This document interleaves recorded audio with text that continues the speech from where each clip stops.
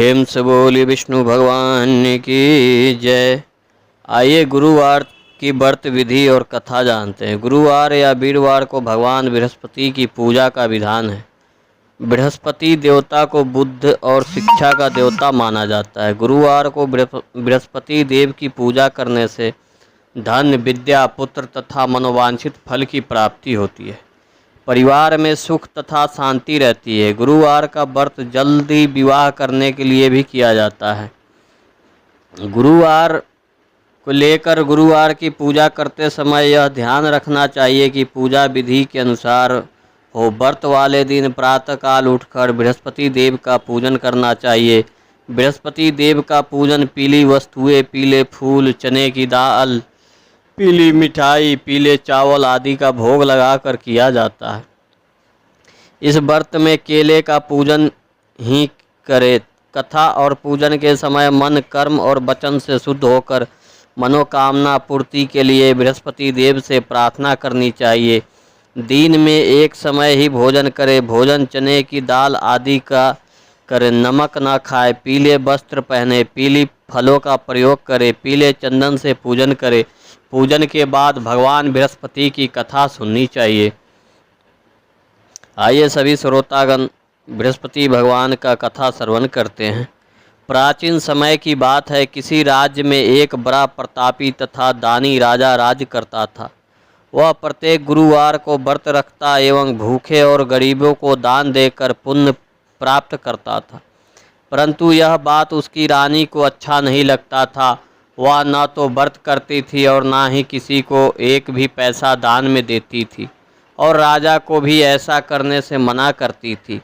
एक समय की बात है। राजा शिकार खेलने को वन को चले गए थे। घर पर रानी और दासी थी। उसी समय गुरु बृहस्पति देव ने साधु का रूप धारण कर राजा के दरवाजे पर भिक्षा मांगने को आए। साधु ने जब रानी से भिक्षा मांगी तो वह कहने लगी, हे साधु महाराज, मैं इस दान और पुण्य से तंग आ गई हूँ। आप कोई ऐसा उपाय बताएं जिससे कि सारा धन नष्ट हो जाए और मैं आराम से रह सकूं। बृहस्पति देव ने कहा, हे देवी, तुम बड़ी विचित्र हो। संतान और धन से कोई दुखी होता है? अगर अधिक धन है तो इसे शुभ कार्यों में लगाओ। कुंवारी कन्याओं का विवाह करवाओ। विद्यालय और बाग बगीचे का निर्माण कराओ जिससे तुम्हारे दोनों लोक सुधरे। परंतु साधु की इन बातों से रानी को खुशी नहीं हुई। उसने कहा, मुझे ऐसे धन की आवश्यकता नहीं है जिसमें मैं दान दूं और जिसे संभालने में मेरा सारा समय नष्ट हो जाए। तब साधु ने कहा, यदि तुम्हारी ऐसी इच्छा है तो मैं जैसा तुम्हें बताता हूँ तुम वैसा ही करना। बृहस्पतिवार के दिन तुम घर को गोबर से लिपना। अपने केशों को पीली मिट्टी से धोना। केशों को धोते समय स्नान कर राजा से हजामत बनवाने को कहना। भोजन में मांस मदिरा खाना। कपड़ा धोबी के यहाँ धुलने डालना। इस प्रकार 7 बृहस्पतिवार करने से तुम्हारा समस्त धन नष्ट हो जाएगा। इतना कहकर साधु रूपी बृहस्पति देव अंतर्ध्यान हो गए। साधु ने कहा, साधु के कहे अनुसार करते हुए रानी को केवल 3 बृहस्पति बार ही बीते थे कि उसकी समस्त धन संपत्ति नष्ट हो गई। भोजन के लिए राजा का परिवार तरसने लगा।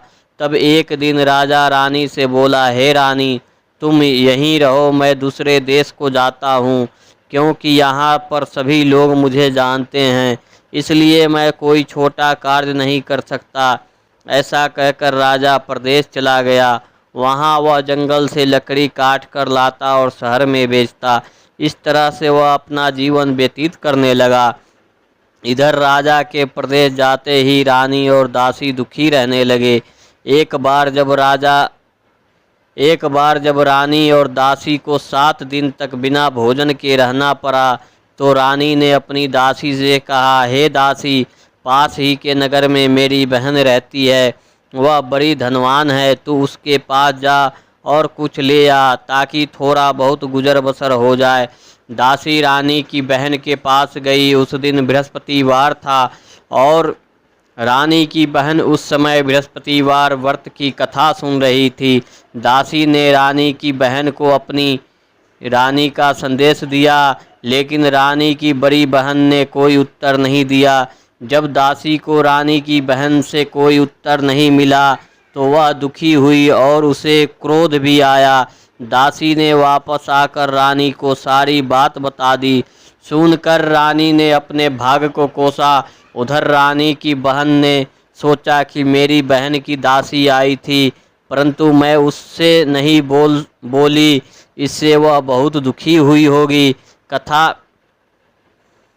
कथा सुनकर और पूजन समाप्त कर वह अपनी बहन के घर आई और कहने लगी, हे बहन, मैं बृहस्पतिवार का व्रत कर रही थी, तुम्हारी दासी मेरे घर आई थी, परंतु जब तक कथा होती है तब तक ना तो उठते हैं और ना ही बोलते हैं, इसलिए मैं नहीं बोली।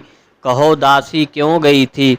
रानी बोली, बहन तुमसे क्या छिपाऊं, हमारे घर में खाने तक का अनाज नहीं था। ऐसा कहते कहते रानी की आंखें भर आई।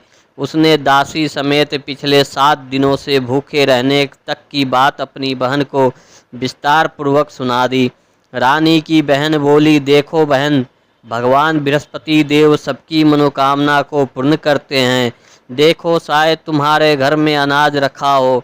पहले तो रानी को विश्वास नहीं हुआ, पर बहन के आग्रह करने पर उसने अपनी दासी को अंदर भेजा तो उसने सचमुच अनाज से भरा एक घड़ा मिल गया। यह देखकर दासी को बड़ी हैरानी हुई। दासी रानी से कहने लगी, हे रानी, जब हमको भोजन नहीं मिलता तो हम व्रत ही कर लेते हैं, इसलिए क्यों न इनसे व्रत और कथा की विधि पूछ ली जाए ताकि हम भी व्रत कर सके। तब रानी ने अपनी बहन से बृहस्पति भगवान व्रत के बारे में पूछा। उसकी बहन ने बताया, बृहस्पतिवार के व्रत में चने की दाल और मुनक्का से विष्णु भगवान का केले की जड़ में पूजन करे तथा दीपक जलाए, व्रत कथा सुने और पीली भोजन ही करे, इससे बृहस्पति देव प्रसन्न होते हैं। व्रत और पूजन विधि बतलाकर रानी की बहन अपने घर लौट गई। सातवें रोज बाद जब गुरुवार आया तो रानी और दासी ने नियम अनुसार व्रत रखा। घुड़सवार में जाकर चना और गुड़ बिन लाई और फिर उसकी दाल से केले की जड़ तथा विष्णु भगवान का पूजन किया। अब वो पीला भोजन कहाँ से आए, इस बात को लेकर दोनों बहुत दुखी थे।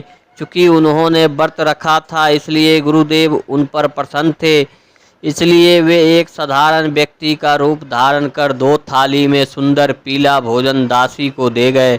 भोजन पाकर दासी प्रसन्न हुई और फिर रानी के साथ मिलकर भोजन ग्रहण किया। उसके बाद वे सभी गुरुवार को व्रत और पूजन करने लगी। बृहस्पति भगवान की कृपा से उनके पास फिर से धन संपत्ति हो गई, परंतु रानी फिर से पहले की तरह आलस करने लगी। तब दासी बोली, देखो रानी, तुम पहले भी इस प्रकार आलस करती थी, तुम्हें धन रखने में कष्ट होता था, इस कारण सभी धन नष्ट हो गए। अब जब भगवान गुरुदेव की कृपा से धन मिला है तो तुम्हें फिर से आलस होता है। बड़ी मुसीबतों के बाद हमने यह धन पाया है, इसलिए हमें दान पुण्य करना चाहिए, भूखे को भोजन कराना चाहिए और धन के शुभ कार्यों में खर्च करना चाहिए, जिससे तुम्हारे कुल का यश बढ़ेगा, स्वर्ग की प्राप्ति हो और पितृ प्रसन्न हो। दासी की बात मानकर रानी अपना धन शुभ कार्यों में खर्च करने लगी, जिससे पूरे नगर में उसका यश फैलने लगा। गुरुवार को बृहस्पति भगवान का व्रत रखने से घर में हमेशा सुख शांति की बहार आती है। प्रेम से बोलिए बृहस्पति भगवान की जय।